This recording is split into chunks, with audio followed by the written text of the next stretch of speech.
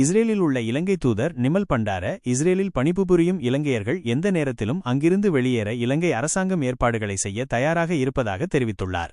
நேற்று ஜூன் 19 மட்டும் 4 இலங்கையர்கள் தாய்நாட்டிற்கு திரும்புவதற்கு வசதி செய்யப்பட்டதாகவும், இஸ்ரேலில் இன்று ஜூன் 20 மற்றும் நாளை ஜூன் 21 விடுமுறை நாட்கள் என்ற போதிலும் தூதரகம் திறந்திருக்கும் என்றும் அவர் கூறினார்.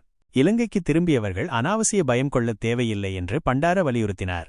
ஜூன் 14 அன்று போர் தொடங்கிய பிறகு ஒருவரின் விசா காலாவதியாகியிருந்தால் சர்வதேச விமானங்கள் மீண்டும் செயல்படத் தொடங்கியதும் விமான நிறுவனங்கள் அவர்களுக்கு தெரிவிக்கும் என்று எங்களுக்கு தெரிவிக்கப்பட்டுள்ளது.